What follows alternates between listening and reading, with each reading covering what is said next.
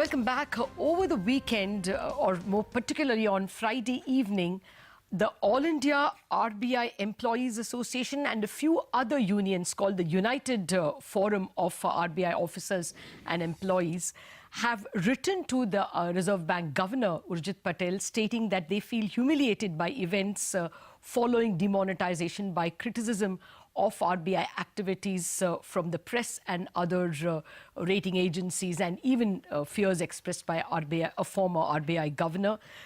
They have also expressed their worry about RBI's autonomy being impinged by the government because of news reports suggesting that a joint secretary has been appointed to coordinate currency activities. I'm being joined by Samir Ghosh, the General Secretary of the All India RBI Employees Association. We want to check out what exactly the union is worried about. Mr. Ghosh, thank you very much for joining us. If you can start by telling us what was the chief reason for your writing that letter to the governor, which we can read on your website. Was it just that RBI's currency operations were going to be overseen by an official from the ministry? Or are you worried about more things like the criticism leveled against RBI and the worries about loss of autonomy? Things which were happening outside, we are also keeping a track of that. And we were very surprised and sorry to see that how Reserve Bank have been making flip-flops in the way that today an instruction is given, tomorrow that is withdrawn. And particularly when we found that the matter which is exclusively under RBI jurisdiction, that is being, taken over by the government officials. You have seen that after this demonetization announcement, for 15 to 20 days, only the finance ministry officials were there before the people, before the public, before the press. Hardly any RBI official was there, though it is exclusively the job of Reserve Bank of India, which is the custodian of the currency management. Mr. Ghosh, what response have you got from the government? We know that there was a letter from the finance ministry, a press note. Any assurance you got that that joint secretary will not be supervising RBI's operations? Anything concrete? See, we wrote the letter only the other day. And yesterday we saw that finance minister of the country, he informed that government respects the autonomy and independence of Reserve Bank of India. We welcome this statement. Definitely it's a reassuring statement, it's a comforting statement, no doubt about it.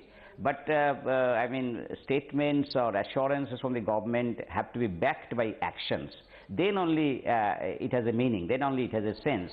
Madam, the subject matter of the item that you have just now raised, that whether that gentleman is still there or whether that gentleman has been deputed by the government of India, whether he is doing the work, that is a very specific point we raised in our letter to the governor. That has not been responded to by either by Reserve Bank of India or by Finance Ministry. So we do not know what is the state of affairs, but we have not yet got any information that that gentleman has been withdrawn. Firstly, why he has been deputed, we don't know. I am sure that Reserve Bank did not ask for this type of supervision. Reserve Bank is quite, quite efficient in doing this job, because we are doing this job for last 8 decades or more. Definitely it has been an imposition from the Finance Ministry. But whether that gentleman has been withdrawn or he has stopped working and all these things, so no information to us yet, either from Reserve Bank or from the Minister of Finance. Okay. Mr. Ghosh, have you got any response at all from the RBI governor? After all, you wrote the letter to him. Not yet, ma'am. Okay. Now that the Finance Ministry has given you a reply, is that a good reassurance, good enough for you? Or will you take any further action? Will you write any further letters or follow up in any other fashion? And definitely the matter is that for quite some time past, actually we have been very constrained to note, and we have been very unhappy to note that the autonomy of Reserve Bank, the functional jurisdictions of Reserve Bank, that is one by one being chipped in. Various areas have been intruded upon, and we have been raising this issue for quite some time past. You are aware, the Public Debt Office, which has been managed by Reserve Bank of India, quite well for decades. Now that is sought to be taken away. An independent agency is being formed, and there are many areas of Reserve Bank functions which are being taken away. So we have been raising this issue with our RBI top people as well as the Government of India. We have been taking up the matter to the parliamentarians and to various personalities, authorities concerned. That is for quite a long time. And madam, you might have noticed that Dr. Reddy, Y.V. Reddy, our former governor, he also indicated that for quite some time past, Reserve Bank's autonomy and functions are being eroded. So that is there.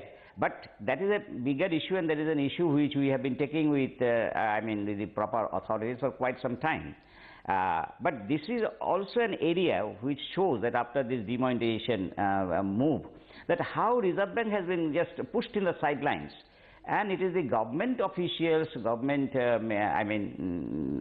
minister, etc. They were taking the whole, managing the whole thing. So that way, it was very clear that Reserve Bank is just playing a very subservient role, almost like a section of the Minister of Finance. Oh, those are strong words, Mr. Ghosh.